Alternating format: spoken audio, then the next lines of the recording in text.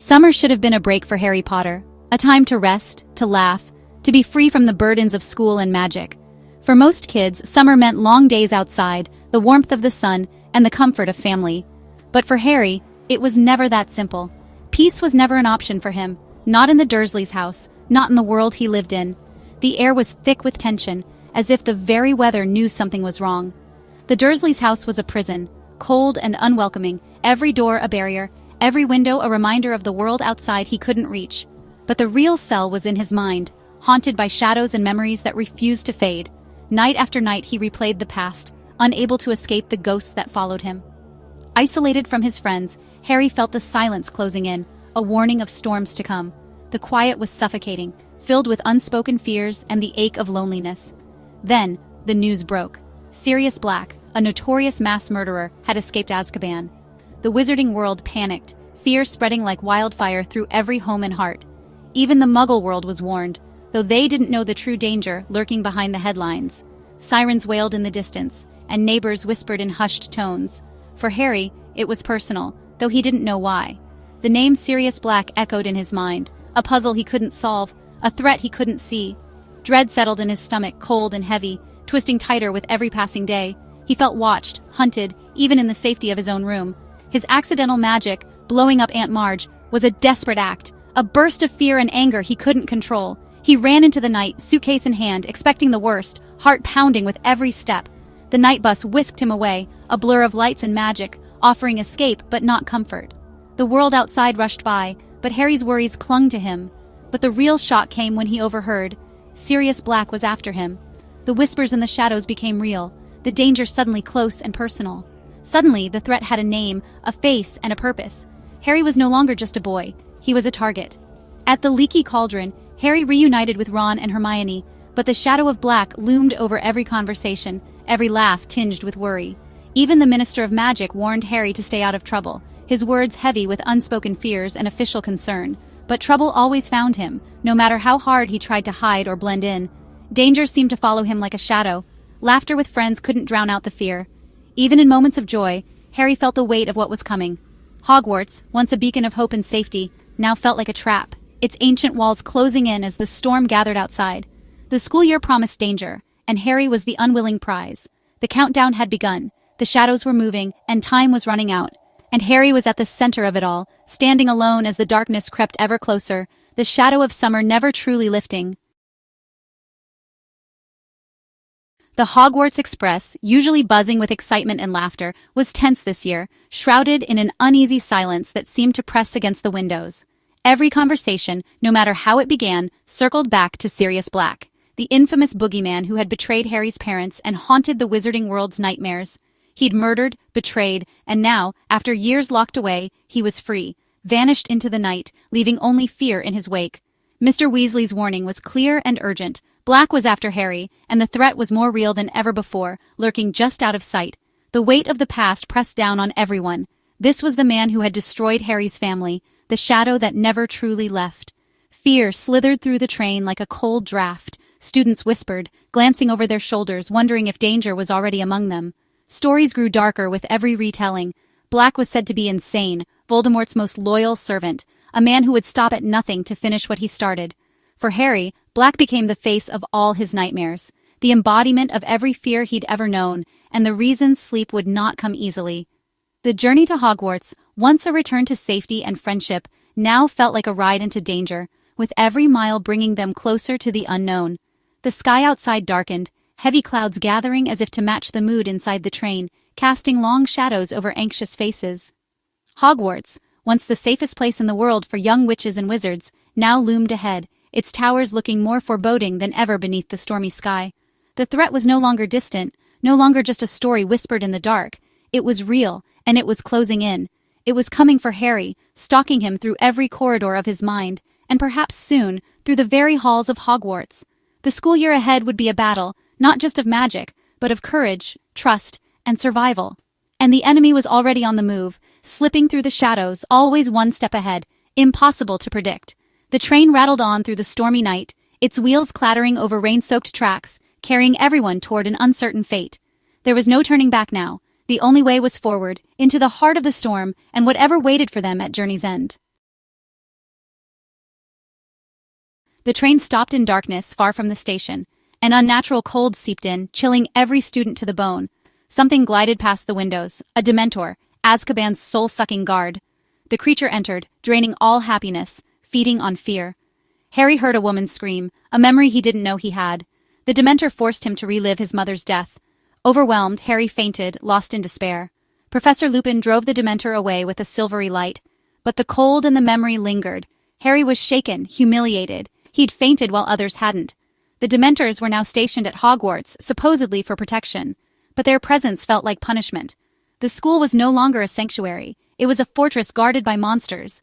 The threat was inside and out. Harry's worst memories were now his constant companions. The year had only just begun, and already hope was slipping away. The darkness was closing in. Hogwarts was gripped by fear. Dementors patrolled the grounds, their chill a constant reminder of danger. Paranoia spread. Every shadow, every whisper felt like a threat.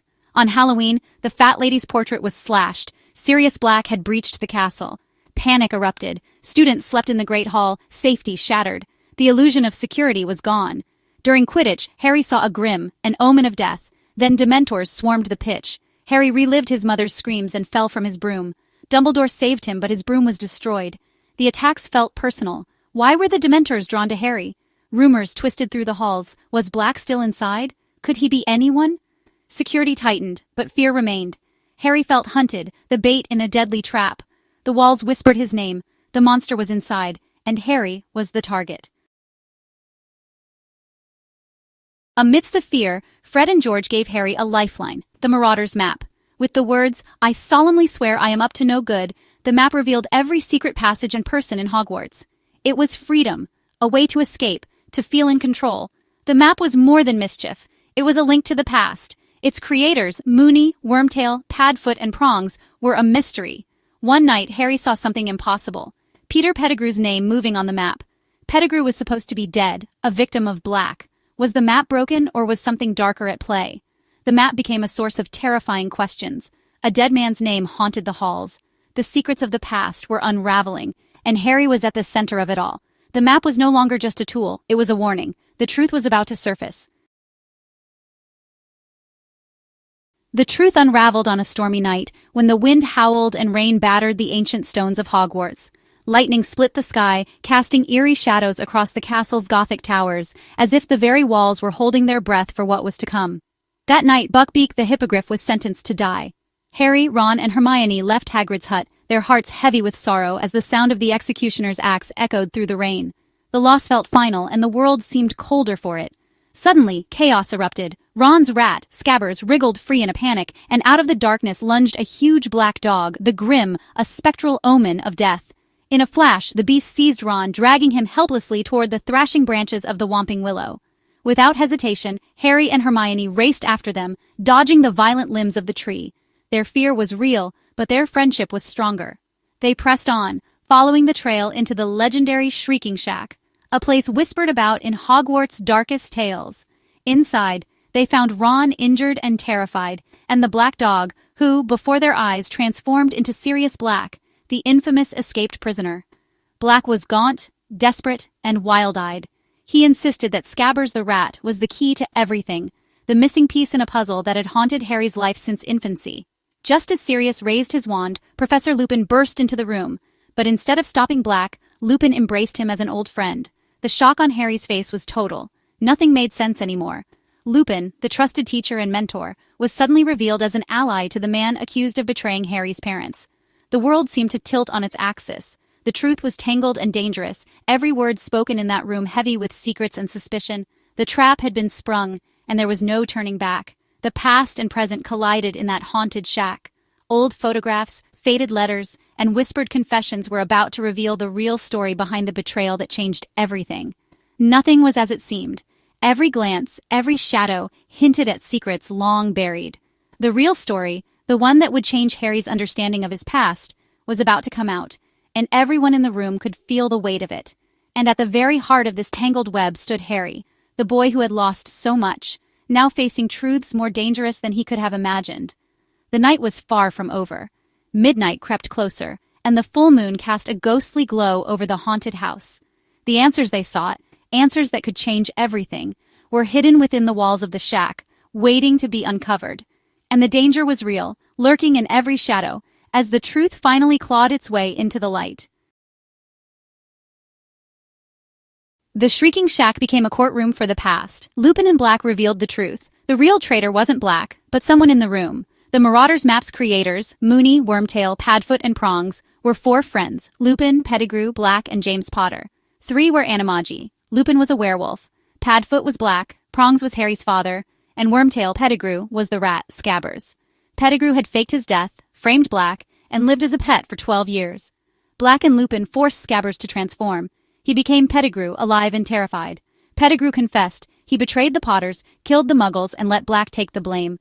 The truth shattered everything Harry believed. Black was innocent, Harry's godfather, not his enemy. Pettigrew was the real villain. The story of betrayal was a lie. The hero was a traitor. The villain was a victim. Harry's world turned upside down. The past was rewritten. Justice was within reach. But the night was not over. Danger still lurked outside, and the cost of truth was high. Justice seemed close. Pettigrew caught, Black's name ready to be cleared. For a moment Harry dreamed of a family with his godfather. But the full moon rose, Lupin transformed into a werewolf, chaos erupted, and Pettigrew escaped. Sirius, wounded, tried to protect the children. Then the Dementors descended, swarming Harry and Sirius. Harry tried to fight, but his Patronus was weak. As he was about to be consumed, a powerful stag Patronus appeared, driving the Dementors away. Harry thought he saw his father. He awoke in the hospital, Sirius captured, hope lost. Dumbledore arrived with a plan. Hermione's time-turner could change the past. They went back 3 hours, determined to save both Sirius and Buckbeak. The night became a race against fate. They had to act without being seen. The future depended on their courage. The past was theirs to rewrite. The stakes had never been higher. One chance to set things right, and time was running out. Harry and Hermione relived the night, unseen. They freed Buckbeak, saving him from execution. Hiding in the forest, Harry realized the stag Patronus was his own. He had saved himself and Sirius. With Pettigrew escaped and Lupin gone, they raced to rescue Sirius. Riding Buckbeak, they broke Sirius out of his tower cell. It was a bittersweet farewell. Sirius was free, but still a fugitive. He promised Harry they'd see each other again. Sirius soared into the night, his name cleared to a few. Harry had faced his darkest fears, unmasked a traitor, and saved his godfather. The year ended with hope and uncertainty. The real traitor was still at large. Voldemort's servant was on the run. The darkness had been pushed back but not defeated. Harry was stronger, but the fight was far from over. The story was just beginning.